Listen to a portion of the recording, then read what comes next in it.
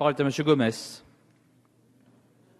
Oui, merci. Simplement pour indiquer au nom du groupe UDI que nous avons l'intention de soutenir cet amendement. La mise en place d'un projet éducatif territorial, si cette mise en place avait sa pertinence, elle devait être accompagnée dans le temps. C'est ça que nous pensons.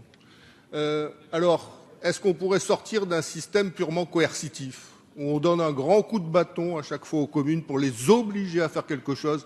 Parce que vraiment, il y a quelques vilains petits canards à qui on voulait faire rendre gorge. Non, essayons de rentrer dans une autre philosophie. Oui, le projet éducatif est indispensable dans le cadre de cette réforme des rythmes scolaires. Oui, il faut que les communes le mettent en place. Oui, il faut que les services de l'éducation nationale puissent accompagner en temps et en heure les demandes des communes.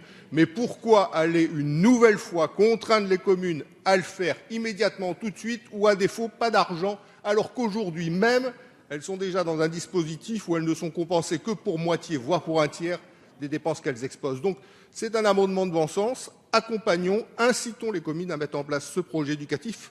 Et au total, à échéance de 2 ans, je suis sûr, parce que nous connaissons tous les maires dans notre pays, 90% des communes auront mis en place ces projets éducatifs, sans pour autant être contraintes de le faire, Madame la Ministre. Donc voilà, un appel tout simplement à la raison et au bon sens. Et je crois qu'à partir de ce moment-là, cette réforme des rythmes scolaires qui a été engagée, disons-le, à la hussarde, sera susceptible de devenir véritablement productive pour notre système éducatif. Madame la Ministre. Oui, juste 3 mots pour conclure, j'espère, cette discussion.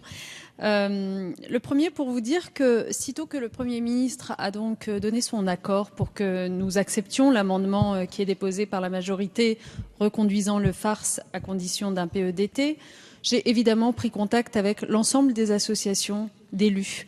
Et il est quand même surprenant que ni l'AMF, ni la PVF, ni la MRF n'aient trouvé à redire sur ce mécanisme dans lequel, oui, l'État accompagne, mais dans un contexte où les finances publiques sont évidemment contraintes, l'État s'inquiète de ce que devient cet argent qu'il met à disposition des communes et a une exigence minimale. Première chose.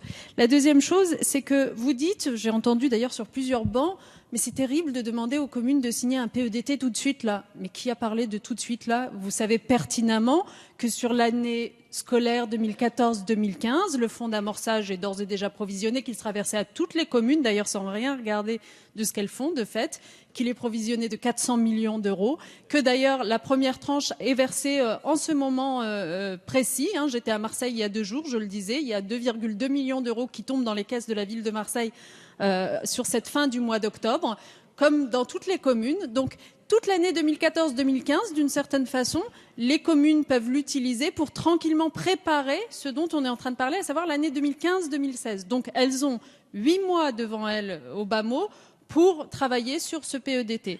Je redis ici que j'ai demandé, d'ores et déjà, je n'ai pas attendu cette discussion, à mes services d'élaborer, en effet, des modèles pour aider les communes, et en particulier les plus petites d'entre elles, de se mettre à leur disposition, d'y travailler d'ailleurs à ces modèles de PEDT assouplis, faciles, opérationnels, d'y travailler avec les associations d'élus. La preuve, c'est que c'est jeudi prochain qu'a lieu la première réunion entre associations d'élus et mes services pour définir ce modèle simple pour les petites communes.